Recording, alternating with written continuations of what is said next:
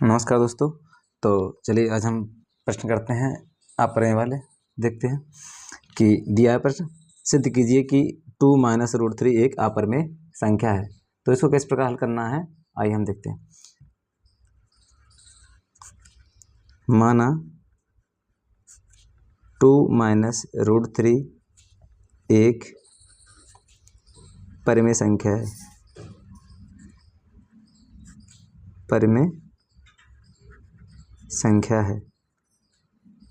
जब 2 minus root 3 एक परिमेय संख्या है तो जो होगी 2 माइनस रूट 3 बराबर हो जाएगी p बटे q के रूप में, जहाँ p व q दोनों पूर्णांक हैं। ठीक है, अब क्या करना है, देखो इस प्रकार ऐसे सवाल जो होते हैं क्या करना है इनको कि जो रूट में संख्या होती है उसको एक तरफ करना होता है और जो अन्य संख्या होती है उसको एक तरफ करना होता है। तो रूट में जो संख्या है, देखो रूट 3 है तो इसको उस साइड ले जाते हैं, इसको इधर ले जाते हैं। तो 2 पक्षांतर करेंगे तो माइनस के हो जाएंगे जो p बटे q बराबर हो जाएंगे रूट थ्री प्लस में हो गया। अब इसको सॉल्व कर लो जरा, क्यू का मल्टीप्लाई करेंगे तो 2q माइनस के p बराबर रूट 3, 2q माइनस के p बटे रूट 3 बराबर रूट 3। अब जो संख्या है ये कई संख्या है अपरमेय, और ये है p 2q माइनस p बटे q, ये है परिमेय संख्या। तो ये दोनों वो कह रहा देखो बराबर आ रही है इधर, तो मतलब परिमेय संख्या बराबर अपरमेय कभी होते ही नहीं है। तो यहाँ एक लाइन लिखनी होती है, क्या है, अब ये क्यों आ रहा है कि जो परिमेय संख्या बराबर अपरमेय संख्या, वो कह रहा परिमेय संख्या ही अपरमेय संख्या है, ऐसा तो होता ही नहीं है। तो यह विरोधाभास लिखो, यह है विरोधाभास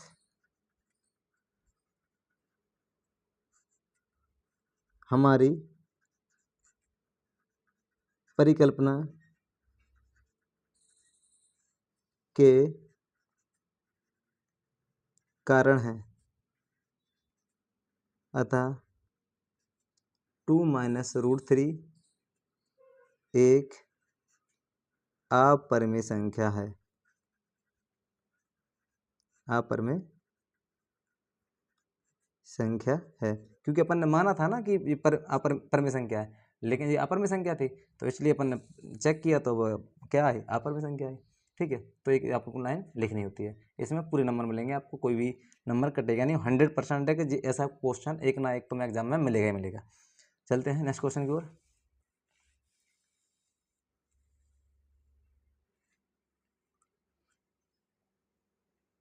क्वेश्चन दिया है, सिद्ध कीजिए कि 2 प्लस 5 रूट 3 एक अपरिमेय संख्या है। वही सिर्फ सेम टू सेम सवाल है। माना 2 प्लस 5 रूट 2 एक परिमेय संख्या है।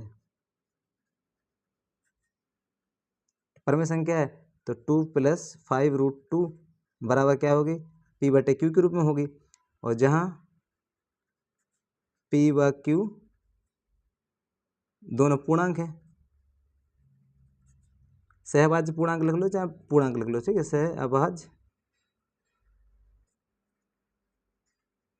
पूर्णांक है। ठीक है, अब क्या करना है, हमने क्या कहा, रूट 2 को अकेला छोड़ना, बकाया सारी संख्या इधर उधर ले जानी है। तो देखो सबसे पहले तो है जो 2 है इधर, उसको उस साइड पक्षांतर करेंगे तो जो माइनस में हो जाएगा इधर। तो 5 रूट 2 बराबर हो जाएगा p बटे q माइनस के 2। इसको सॉल्व कर लेते हैं जरा, तो q आएगा, बन का गुणा करेंगे तो p, और q का ऐसे में करेंगे तो माइनस क्या आ जाएगा 2q बराबर 5 रूट 2। ठीक है ना, अब ये 5 है जो मल्टीप्लाई में है इधर, इधर जाएगा तो भाग में चला जाएगा, तो रूट 2 बराबर हो जाएगा p माइनस के 2q बटे 5q, और जे क्या हो गई, अब जे है परिमेय संख्या, परिमेय संख्या बराबर क्या आ रही, अपरिमेय संख्या, क्योंकि रूट 2 कैसी है, एक अपरिमेय संख्या है। तो ये दोनों बराबर हो ही नहीं रहा है, विरोधाभास हो रहा है। तो लिख दो यह विरोधाभास हमारी परिकल्पना, क्योंकि हमने कल्पना कर ली थी कि परिमेय संख्या है, हालांकि परिमेय संख्या नहीं है, तो यह विरोधाभास हमारी परिकल्पना के कारण है, अतः 2 + 5√2 एक अपरिमेय संख्या है।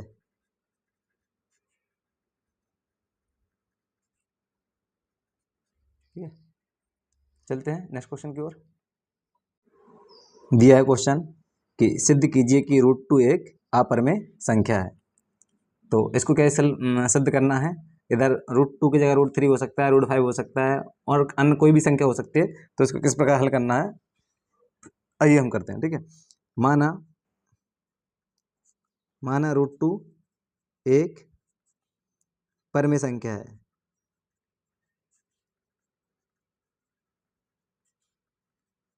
क्योंकि ये है तो अपरिमेय संख्या, लेकिन जब सिद्ध करना है तो अपन उल्टा ही मान लेंगे। अगर मान लो कोई फिल्म का हीरो है, या कोई व्यक्ति है, राम श्याम कोई भी है, अगर उसकी तस्वीर से हमें कहना है कि मतलब जिसको साबित करके दिखाओ कि ये वही व्यक्ति है, तो उसको भाई उसका मिलाएंगे, मैच करेंगे, उसका उल्टा मान लेंगे भाई, इससे करेंगे तो उससे मैच करेंगे। अगर उससे मैच करता है तो ठीक है, नहीं कर रहा है तो क्या करेंगे, कर देंगे कि भाई गलत मान लिया अपन ने।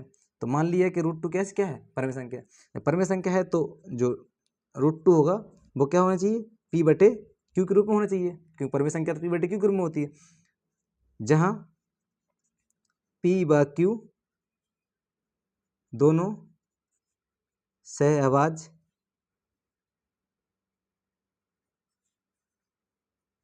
पूर्णांक हैं।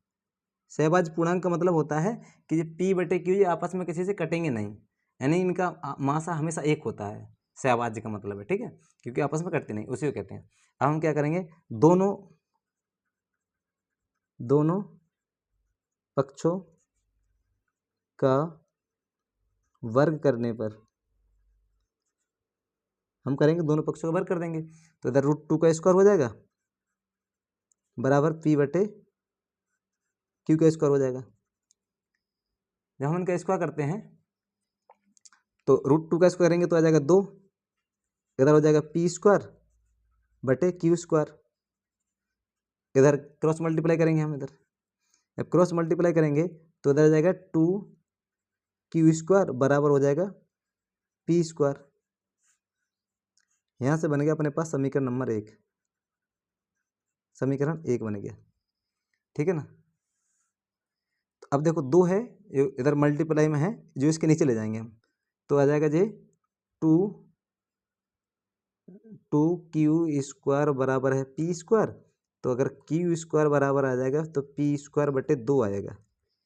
ठीक है, अब देखो इधर वो कह रहा है कि जो P² है वो 2 से विभाजित है। अगर कोई संख्या यदि वर्ग है, कोई संख्या क्या है, वर्ग है, ऐसे मान लो 2, 4, 6, 8, 10, इनका वर्ग क्या होता है, 2 का 4, 4 का 16, और 6 का 36, 8 का 64, और 10 का 100, ये संख्या है। तो वो संख्या कह रहा है, वो क्या संख्या, एक संख्या कोई संख्या वर्ग है और वो 2 से कट रहा है। अगर मान लो ये वर्ग है, 4 वर्ग है, 16 ही वर्ग है, और 36 वर्ग है, वो क्या 4 वर्ग है, तो 4 जो वर्ग कट रहा है तो वो संख्या भी 2 से कटनी चाहिए। देखो 4 कट रहा है 2 से, तो ये भी 2 से कट रहा है, तो बस यहाँ लाइन लिखनी है, यदि P² 2 से विभाजित है तो P भी 2 से विभाजित होगा।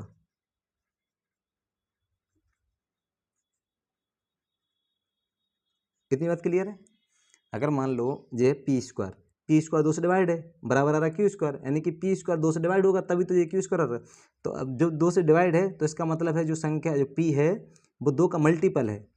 तो हम कह देंगे जहाँ P बराबर 2R, मतलब P हो गया, Q हो गया, तो अगली संख्या अपन R मान लेंगे, मतलब 2 का मल्टीपल है, यहाँ R n संख्या कुछ भी हो सकता है, 1 भी रख सकते हैं, 2 सकते हैं, 3 रख सकते हैं। ठीक है, अब हम क्या करेंगे, दोबारा इनका वर्ग कर देंगे। ठीक है, दोबारा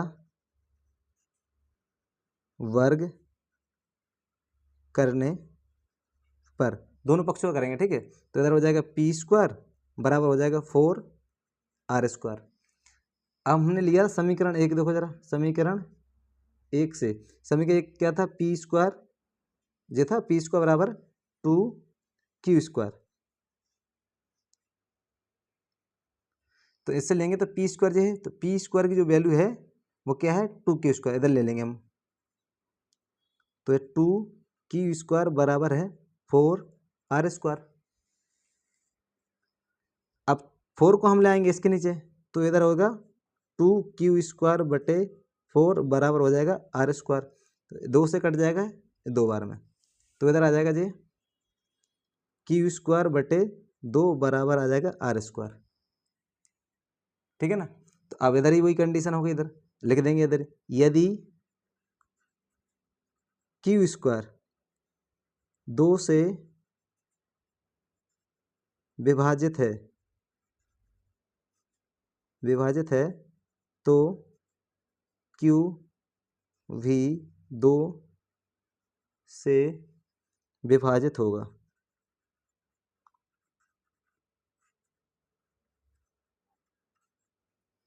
क्लियर है बात, इतना हो गया। अब देखो हमने अपन ने सबसे पहले क्या लिखा था इधर कि पी और क्यू दोनों सहभाज्य पूर्णांक हैं जो आपस में किसी से कटेंगे नहीं, लेकिन अपन ने इधर साबित कर दिया कि जो देखो इधर लिखा है, ये लाइन लिखी है, जब पी भी 2 से कट रहा है और क्यू जो है क्यू भी 2 से विभाजित है, ठीक है। यहाँ स्पष्ट है कि पी व क्यू दोनों 2 से विभाजित है। अब दोनों 2 से विभाजित है, अब ये गलत क्यों आ रहा है, क्यों आ रहा है, क्योंकि अपन ने माना गलत था। तो लिख दो यह विरोधाभास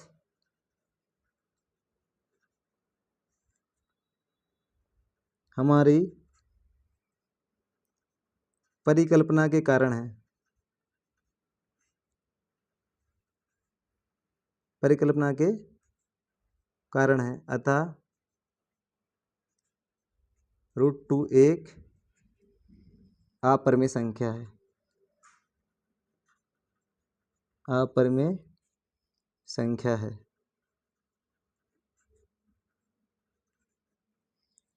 ठीक है ना, इसे एक बार और समझ लेते हैं पूरा सवाल। देखो सवाल दिया था कि सिद्ध कीजिए कि √2 एक अपरिमेय संख्या है। तो अब जब अपरिमेय है तो अपन उसका उल्टा ही मान लेंगे कि ये परमेय है।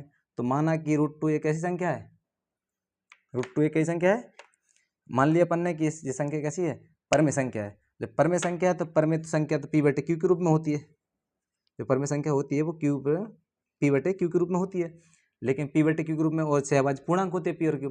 हमने क्या किया, तो दोनों पक्षों का वर्ग कर दिया। जब दोनों पक्षों का वर्ग किया तो √2 का स्क्वायर किया और बराबर p/q का स्क्वायर किया, तो √2 का स्क्वायर तो आ गया 2 और इधर आ गया p²/q², और इसका क्रॉस मल्टीप्लाई किया तो आ जाएगा 2q² बराबर p²। यहाँ बन गया अपने पास समीकरण नंबर 1। जब समीकरण 1 बना तो यहाँ से देखो इसके बाद अपन इधर चले गए, इसके बाद अपन यहाँ यही समीकरण लिखा है। अब हम 2 को क्या करें, 2 को इसके नीचे ले आए, 2 को इसके नीचे ले आएंगे तो 2 को नीचे आएंगे तो इधर आ जाएगा, मतलब यानी p² 2 से विभाजित है। अब लिखेंगे यदि p² 2 से विभाजित है तो p भी 2 से विभाजित होगा, और जो p है वो 2r का मल्टीपल, मतलब जो p है जो 2 का मल्टीपल है। किसका मल्टीपल है, 2 का मल्टीपल है। अब 2 का मल्टीपल है तो हम दोबारा से इनका वर्ग कर देंगे, दोबारा वर्ग करेंगे तो p² बराबर 4r² हो जाएगा। और यहाँ समीकरण 1 से अपन ले लेंगे, समीकरण 1 अपना दिया था तो p की वैल्यू हमने यहाँ से रख दी इसमें, तो इसको सॉल्व किया, 4 इसके नीचे ले आए, इधर 2 से काट दिया तो आ जाएगा q²/r। और इधर भी यही लाइन लिखना है हमको कि यदि q² 2 से विभाजित है तो q भी 2 से विभाजित होगा, q भी 2 से विभाजित होगा। तो यहाँ स्पष्ट हो गया कि p और q दोनों किससे हैं, दोनों के दोनों किससे 2 से विभाजित है, या 2 से विभाजित है। तो बस ये जो हमारी जो विरोधाभास हो रहा है, ये हमारी परिकल्पना क्या थी, गलत थी। इसलिए √2 कैसी संख्या है, एक अपरिमेय संख्या है। ठीक है, नमस्कार।